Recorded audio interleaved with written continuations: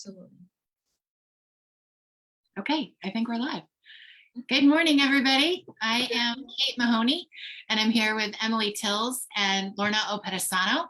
And as some of you know, Emily and I have an event coming up October 20th, which we have titled Healing from the Inside Out. One of the hats Lorna wears is contributing author to Syracuse Woman Magazine. And so Lorna is joining us as we are putting together a piece that will come out in the October issue. In introducing myself, I could tell you that I'm an author and a patient and caregiver advocate, health communicator, and performer. And yes, those are all things that I do, and they are close to my identity, so they are things I am. However, at the end of the day, I'm a person. And that's really what is drawing me and us together to have this conversation about healing from the inside out. So Emily, I'm going to toss over to you, and why don't you tell people what you do and who you are? So my name's Emily Tills. I'm a registered dietitian and virtual nutrition coach. I own Nourished with Emily, which is a one-on-one nutrition coaching and consulting practice here in Syracuse, but we work with women all over the U.S. We primarily help with changing relationship with food, behavior change, weight loss, and ditching dieting overall for a more realistic approach to your nutrition while still achieving your goals. So we take it from a whole perspective of, rather than just having you track your food for a couple months and say, okay, well, you met your goal. We're teaching you how to eat for the rest of your life so that you don't have to do those restrictive measures again. So really healing the relationship with food, healing our bodies if you've been someone with relative energy deficiency, you're not eating enough, and making sure that you're feeling better and having the energy, because all of that comes from our food sources. Emily, thanks so much for saying that. You know, you and I have talked a lot about kind of what healing means to us, and we'll get into that a little bit. But Lorna, you and I connected because I quite literally put pen to paper and wrote chapters around my healing journey, and you so adeptly were one of my chief editor on that, so I will publicly thank you again here for that. But also we connected over Syracuse Woman Magazine when I did the cover and then was a contributing writer for a couple different issues. And this year I'm celebrating 30 years from my diagnosis of stage 4 germ cell ovarian cancer, and ultimately working up within that celebration to the 30th anniversary of my discharge from the hospital after multi-system organ failure. So we've talked a lot about different facets within that just privately, but would you mind sharing a little bit about who you are, what you do, and kind of where you see yourself in the arc of healing?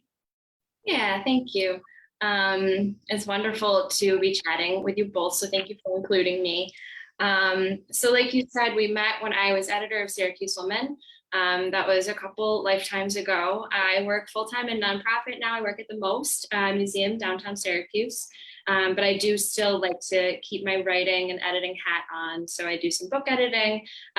Like you were saying, I do some freelance pieces for Syracuse Woman. And that's where we are today. So yeah. Okay, so as you are putting this piece together, you have put together some questions for us, one of which is, I'll give it to you.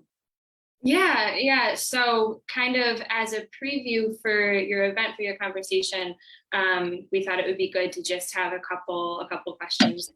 We'll do a preview of that. And if you guys want to talk about what healing means personally to you.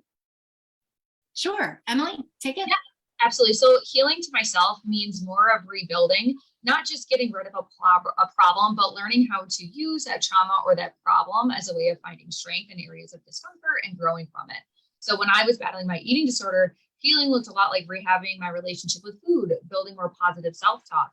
The pandemic has only encouraged myself, as well as others, to really take a look at ourselves and our health and understanding of, how are we feeling and how can we get to a better place mentally so we can feel good inside and out.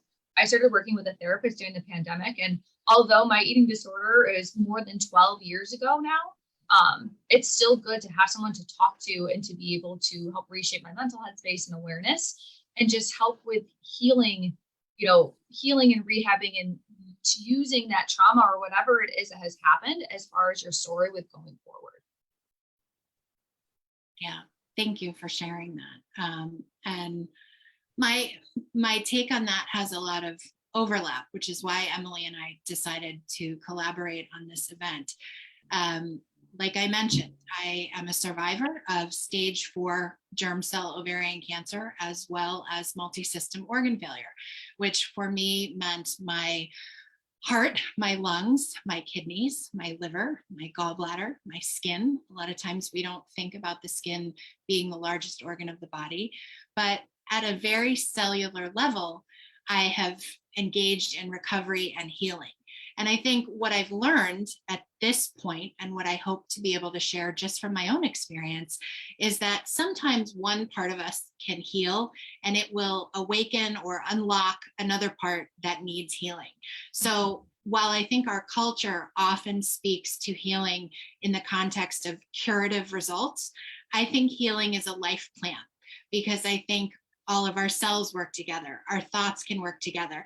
As Emily mentioned, there's trauma, and that can fracture our emotions and our intellect, different capacities, different epigenetics. There are so many layers that make up individual and collective healing. And so to have this event, I think, is going to give us an opportunity just to share our part in that conversation.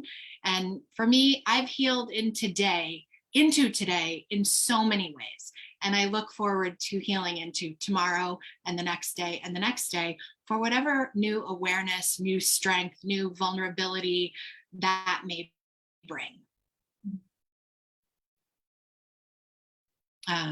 Oh, you mentioned the pandemic. So yes, I would be remiss not to mention the pandemic.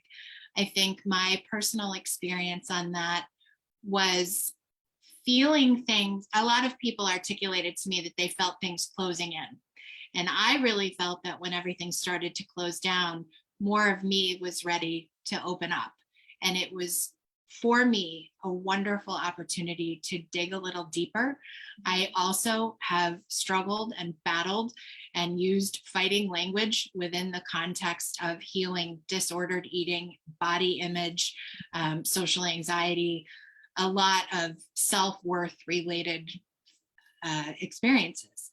So to take the pandemic and say, this time it's profound healing. It's going into individual cells, individual thoughts, utilizing therapy, spirituality, fitness, nutrition. There are so many modalities, most of which were created before any of us were here, in cultures and lands around the world that were before we started tapping into them and celebrating them and making their ideas our own.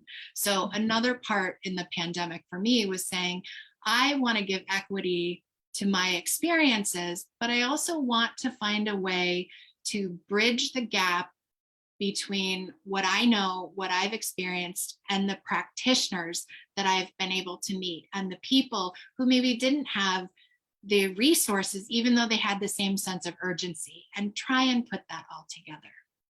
Yeah, and I think, you said it great, Kate, that it's really everything. It's not just of like body healing. There's right. That inner talk that we have to heal. There's other modalities that contribute to healing beyond just we're giving you some medicine and you're feeling better. There's other resources that we should be aware of and be able to tap into, that you feel fully supported physically, mentally, spiritually, emotionally, all of those realms.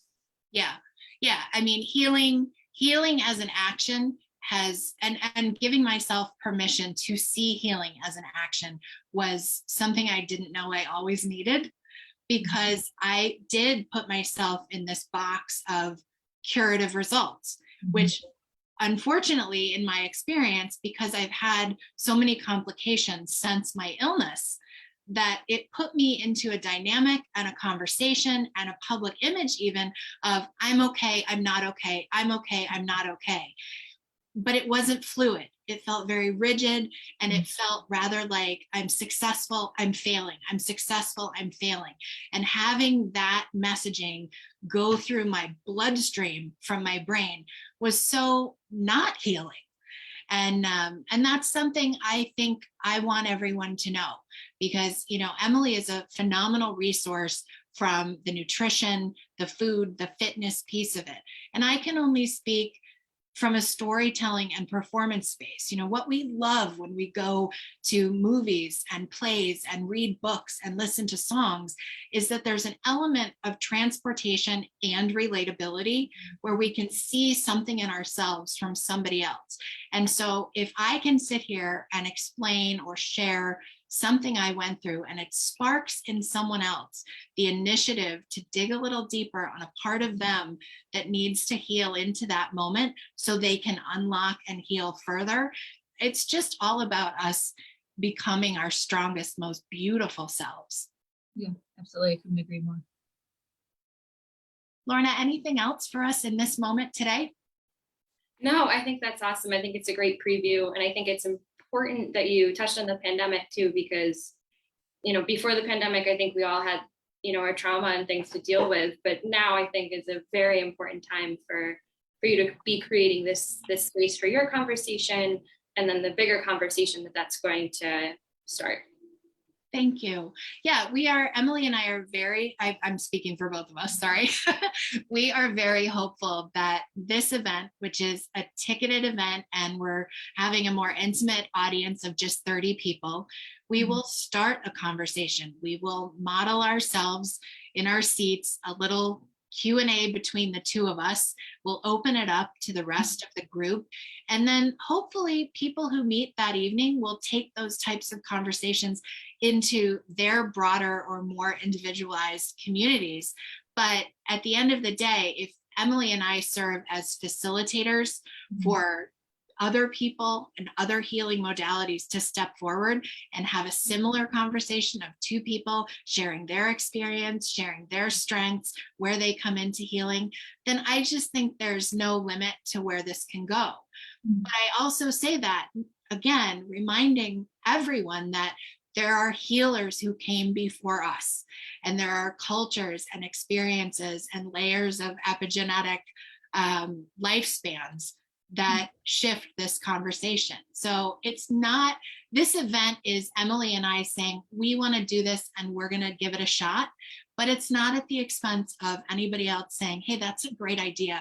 We need to be having these conversations, because true healing comes with history and culture and gender and all of the things that make up community.